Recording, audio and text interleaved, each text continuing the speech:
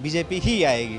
तो मोदी जी को प्रधानमंत्री बनाना है और जो बाहर आता है उड़ा दिया जाता है। और बाबा के रहते हुए यहाँ पे सीट जैसी हैं वैसी रहेंगी। देखिए डबल इंजन की सरकार है। तो ये विपक्ष का किला फिर से तैयार हो रहा है, वो भी रेत का किला। धर्म के नाम पे हम क्यों वोट देंगे किसी को? मोदी जी। नमस्कार दोस्तों, मैं हूं अनूप त्रिपाठी और आज एक बार फिर से स्वागत है इस लोकप्रिय प्रोग्राम 2024 की तैयारी और यूपी में कौन है किस पर भारी, ये जानने के लिए हम पहुंचे हैं राजधानी लखनऊ के लालबाग मोहल्ले में। लालबाग के हम इस कार बाज़ार में इस वक्त हैं और यहाँ पर तमाम लोग हमारे साथ हैं। बातचीत हम इनसे करेंगे और जानेंगे कि वाकई उत्तर प्रदेश में क्या सिचुएशन है, उत्तर प्रदेश में 2024 में कौन भारी है। योगी आदित्यनाथ का एक तरफ तमाम उनके दावे हैं जो सरकार काम कर रही है और दूसरी तरफ विपक्ष है, अखिलेश यादव हैं, राष्ट्रीय लोकदल है, मायावती हैं और कांग्रेस पार्टी है।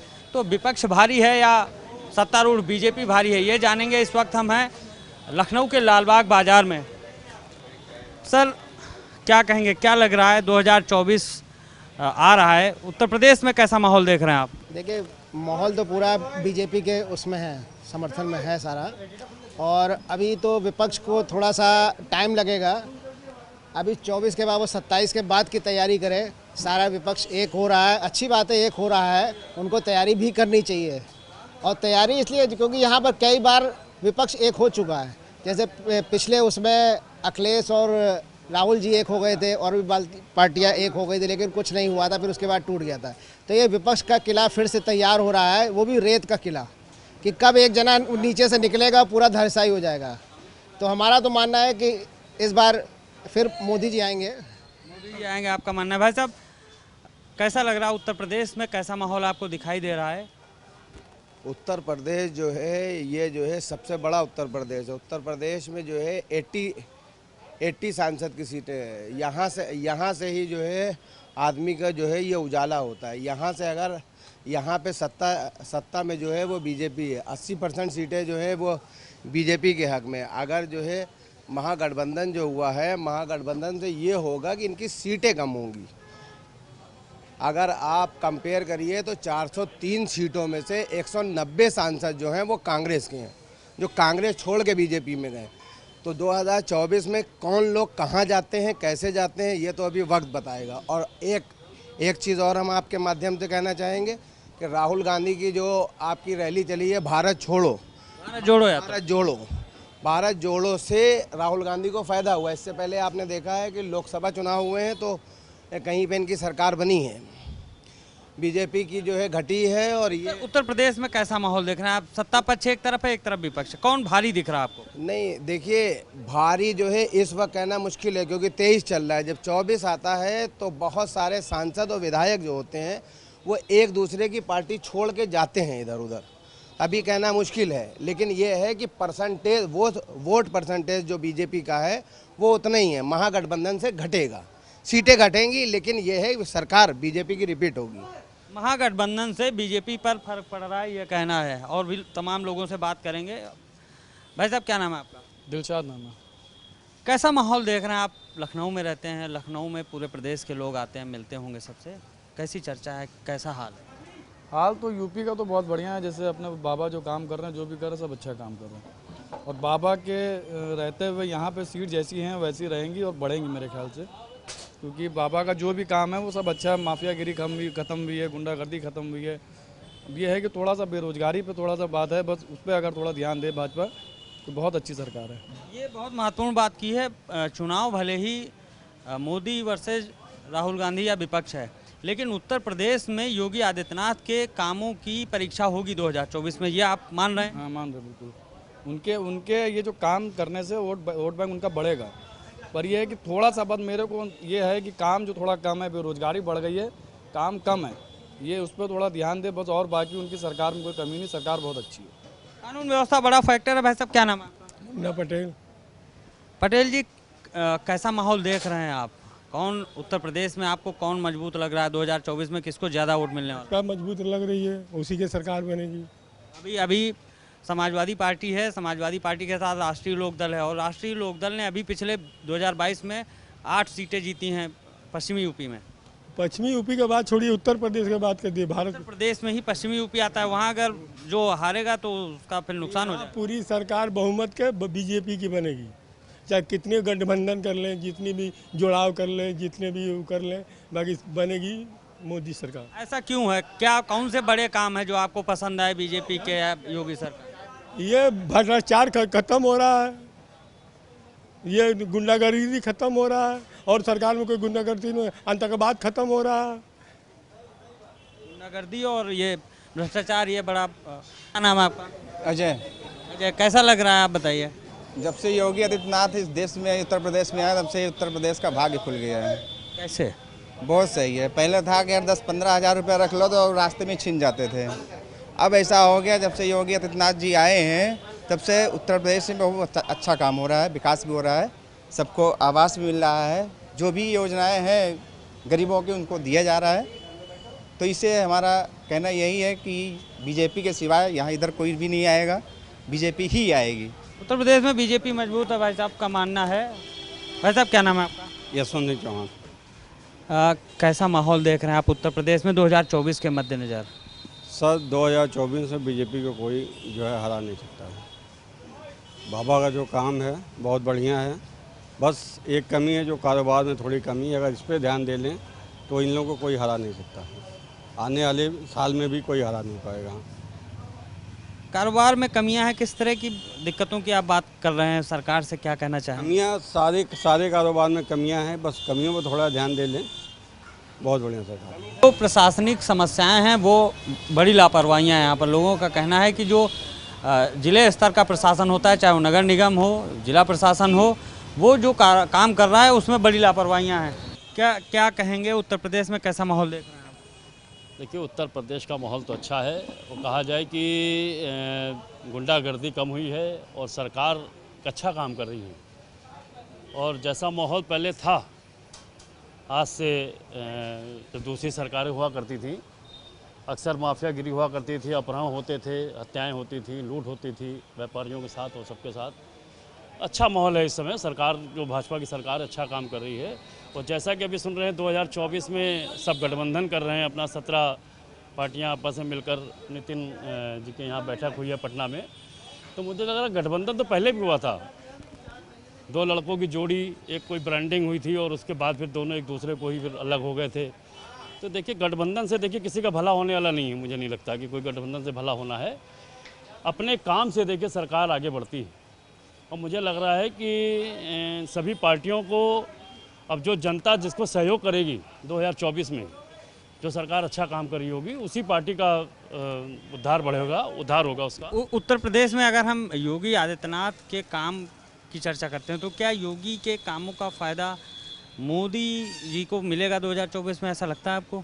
ज़रूर मिलेगा। या नुकसान होगा? देखिए, डबल इंजन की सरकार है और मैं देख रहा हूँ कि पूरे प्रदेश में कहीं ना कोई ऐसे कार्य हो रहे हैं, अच्छे से अच्छे कार्य हो रहे हैं जिससे लोगों को फ़ायदा मिल रहा है।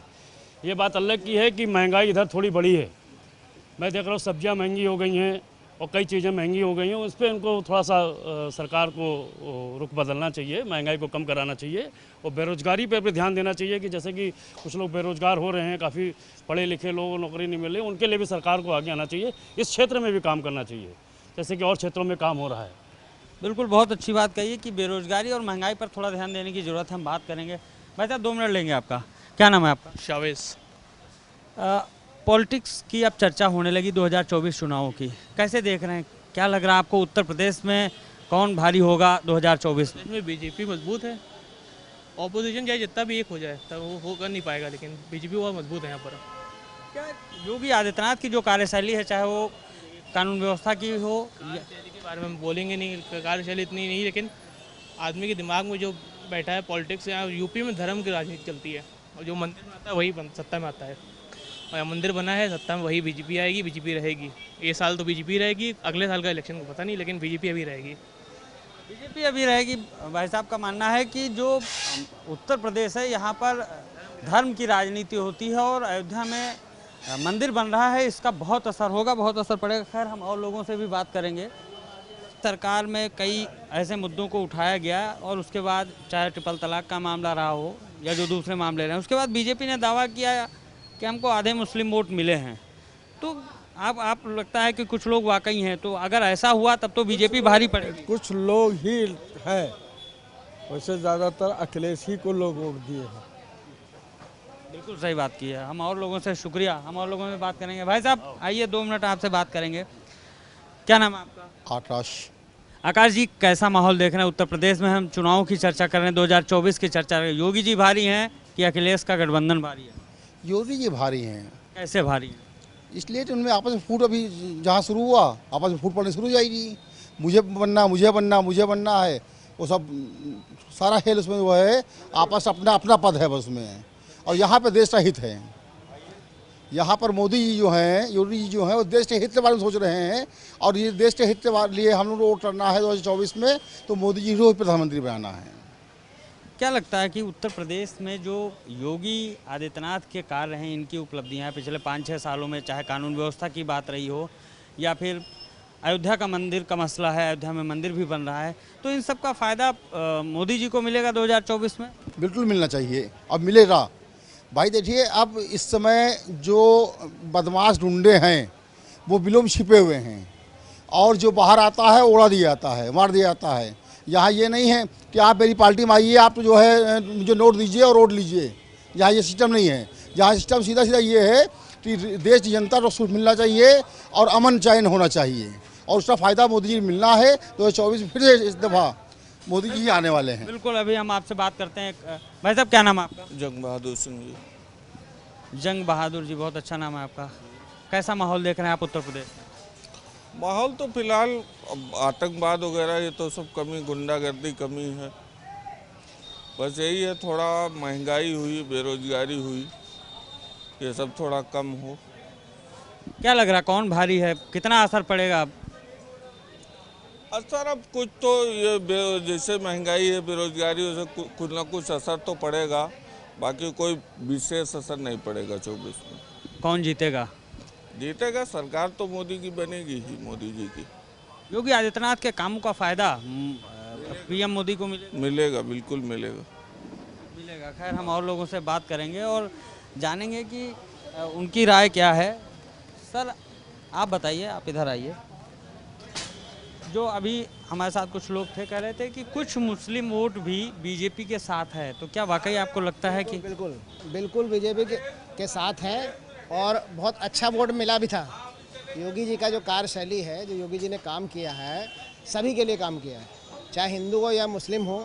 जैसे ये राशन वाला काम है, अब समझ लीजिए घर घर राशन पहुंचाया है, पूरा कोरोना काल है उसमें भी खाया पिया है सबने, तो उसका बहुत एक असर आया है और बहुत फ़र्क पड़ा है उस पर।